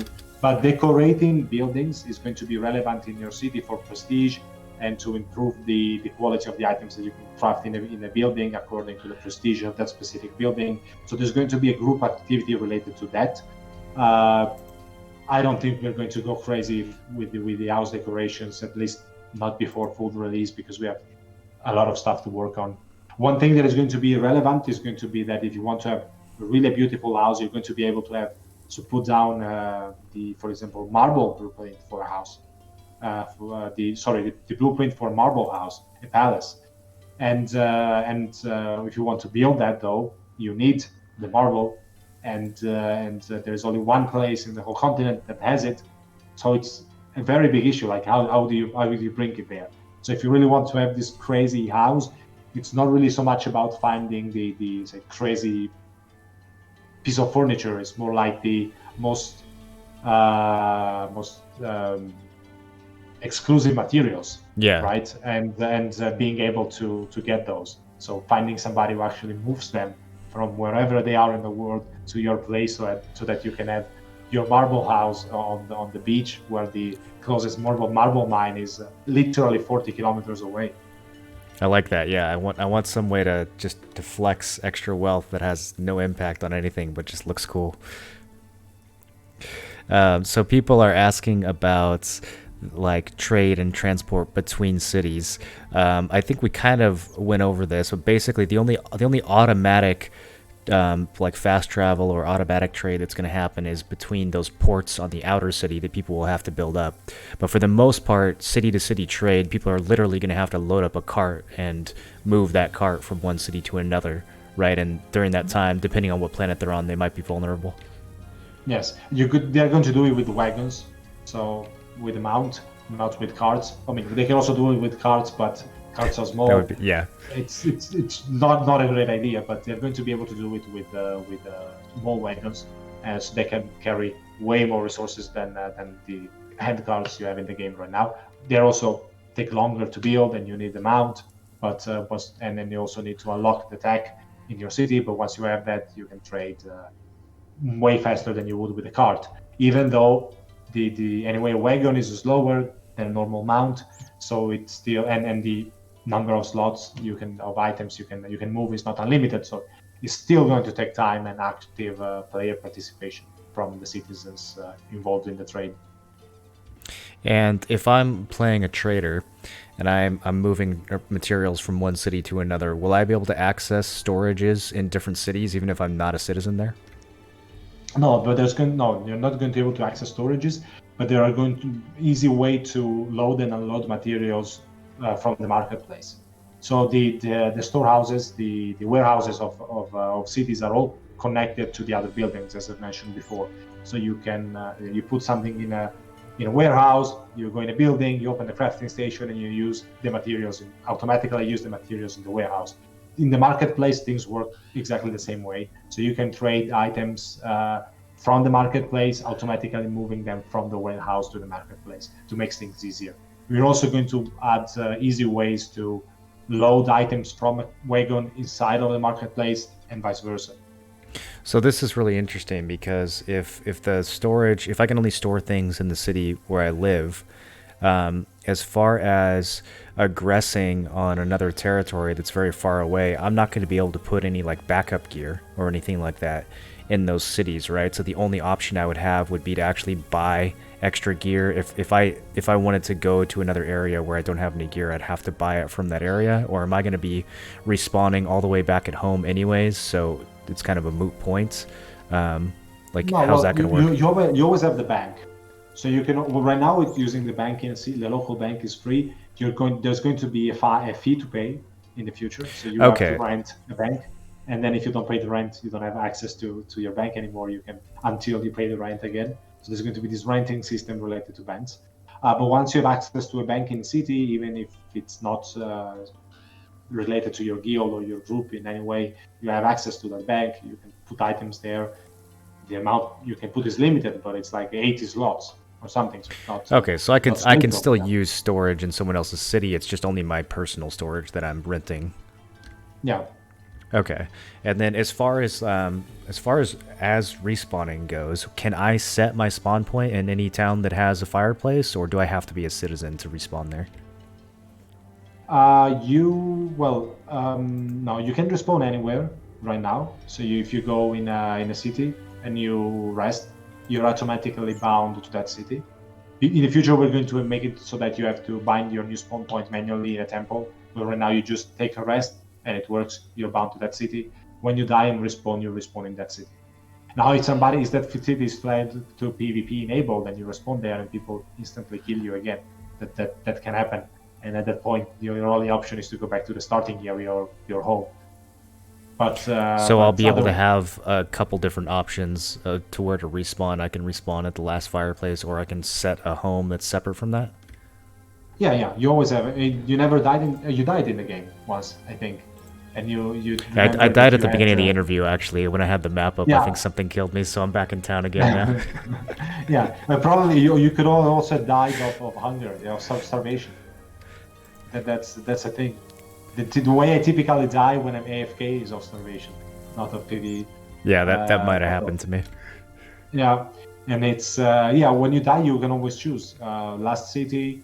The city where your spawn point is bound, your home. That's always an option. And probably we're also going to add the closest starting area option, which is because if we have PvP enabled cities, then somebody will be able to reskill you constantly if you keep respawning in the city and you don't have a home. So the starting area option should be there. I'm just checking on chat to see if we have any other last minute questions here. Let me know, you guys. It feels like we covered quite a lot. What's the so I guess a couple more things in terms of scheduling. You guys have the current alpha test, which I think is going to run for a few more weeks. That's going to be open to everybody starting tomorrow, right? Where do they go to do that? They should go on this page. So let me bring it up for you.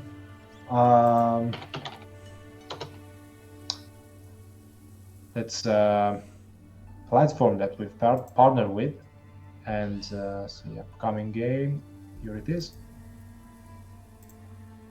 So this is the page where you can get the game key. Before doing that, you should sign up to this platform, right? Don't worry, they're not going to use your data maliciously. It's just a platform like Steam. So the worst you can get is a newsletter. You put you sign up here. Once you're signed up, you go on the fracture page, and you get your key. Easy. Okay. And it's not available yet because it's going to start on the 6th. And in Asia it's already the 6th, but I think it's going to be like EU time. So sometime tonight it's going to become available. And you sign up, you get your key. Once you want to, you need to have a fractured account, of course, which I guess most of the players are interested that they already have it. And if you want to know how to redeem the key, use the key, you do it in your account menu, which is here, fracturemmo.com/account. It's your account menu, and there's a redeem key option at the bottom. You can see it. It's very visible, so super easy. Okay, cool. So those of you watching this later, we'll put these links in the description if you're watching on YouTube. This current alpha is going to be running, I think, a few more weeks. And then what is the plan in the future as far as beta and eventually release? Do you guys have a development timeline? Yeah, so beta is, the original Kickstarter plan was a little bit more optimistic, as it often happens. So we had the idea was to go in beta in the end of this year, and it's not going. Well, actually, no. The idea was to start beta in now, basically, but we're still definitely in alpha, and we're going to be in alpha for a few months longer, say at least 9 months longer. So the idea of now is to enter beta in the first half of 2021, and from there's going to be, say, at least 1 year of beta, alpha year of beta 1, alpha year of beta 2, and to reach full release sometime in 2022. Okay.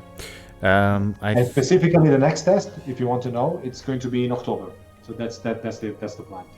And okay. Next week we are going to release the roadmap with all the content that you can expect to find in Alpha 2 Test 4. So you guys will actually map out what features are going to be available in which alpha and then in which beta in the future? Yeah, absolutely, yes. Okay, cool. So we have this test that's going to be running for August, and then you guys will take September to work on the game. There'll be another test in October, and then we'll get a roadmap sometime, and we'll figure it out from there. Yeah, I said next week you're going to get the roadmap to the next test. Typically, we don't. So we have an internal roadmap from here to full release, but since that's subject to frequent changes, the information we release is during each testing phase, we release the roadmap towards the next testing phase, and that's typically 90% respected. Sometimes we add something more that wasn't there. Sometimes a couple of things we don't manage to put them in, but overall we always manage to stick to the plan so far. So for the next test, I can give you this as a exclusive preview. It's going to be mounts. There's going to be the wagons. There's going to be the pet system and pet management. Super simplified just for mounts, but you're going to be able to have different types of mounts and trade mounts. You're going to have the resource nodes for the cities, so you're going to have this the whole mining side and the blacksmithing side, which is one of the biggest missing components in the crafting of in the game right now. And then you're going to have what else was there again? Oh, city maintenance. That's also a big thing that is not there yet. So city maintenance is, I spoken about it in the beginning of the call, cereals, meat, and so on, gaining ranks. The tech tree is probably not going to be there yet because there aren't enough features for the cities yet, but the system is going to be the whole city system is going to be a lot deeper in the next test, right? And the trading should finally start happening and become a thing. Okay, and then is the city system in terms of like sieging and conquest, is that still a ways off after the other features are added, after maintenance and everything else? Yeah, it should be in the test Alpha 2 test 5. So it should be like in December, so. Okay, that's going to be fun. Yeah, that's going to be super fun. I can't wait. We'll definitely be getting a group together for that. My character's starving in game. I went over to the bank and I didn't even have any food in the bank because I'm at some random town. Oh well. Cool. Well, yeah, this I really enjoyed this. Thank you for taking the time to talk to us. I'd be happy to do this again in one of the later tests. I'll definitely be keeping an eye on the game. Anything else that you wanted to shout out or let people know about? No, I guess it's all. We've even covered the whole free testing thing that people can have access to. So the free testing is going to go on until the end of this playtest, and that's in theory that's August 19. Sorry, the 19th of August, which is 2 Wednesdays from now, exactly, which would be basically 1 month after the beginning of the test, which was July 22. But it could last longer. Why not? We'll see. But anyway, you have at least 2 weeks where you can play Fracture completely for free, just if you sign up on the game round, and after that they're probably going to ask you to leave a review of the game or to leave a feedback of the game, because this whole event we're doing is also related to an investment opportunity, whereby that the best the titles that perform the best in terms of like users and user retention and so on could be considered for an investment in the company, in Dynamite Studios, by an investment firm. So it's also a big opportunity for us. It's a big opportunity for everybody who likes Fracture to play for free for 2 weeks at least, and it's an opportunity for us to get more feedback in terms of in the form of surveys and game reviews on the platform, and but also an opportunity to find new investors. So that's which would be really great for us, of course. So you guys like the feedback being submitted through reviews and such. How else should people stay in touch? I think the Discord's pretty active. Are you guys reading ideas and stuff on there? Is there something on the website that people should be visiting to keep in touch? Well, since we have this system called The Foundation that rewards you for using the forums, many people historically in our community have tended to use the forum more than Discord. But and I mean, of course, the feedback on Discord comes and goes, right? It just you post it, and then 2 hours later, it's 200 messages away. True, it's yeah. harder to read. But our forums, I think, has almost 200,000 posts at this point. It's very, very active. So if you want to leave your feedback, I mean, aside from the whole G round thing where you leave the feedback on the platform and you leave the review on the platform, the standard way to give us feedback is to open your own feedback thread on the feedback section on forum.fractionmmo.com. Okay, cool. I think that covers just about everything. I will let you go. I know it's getting pretty late over there. Once again, thank you for sitting down with us. I really appreciate this. Learned a lot, and we will be excited about seeing where the game goes next. Yeah, thank you. It was a pleasure. It was I think we covered really every aspect of the game in 2 hours. Not easy. It's not easy. So thank you for your question. We're pretty good at keeping it concise over here. Yeah, very, very well focused questions and very well prepared. So congratulations and thank you. Awesome. We'll talk to you soon. Okay, to you too. Have a nice day. Bye bye. Take care. Bye everybody.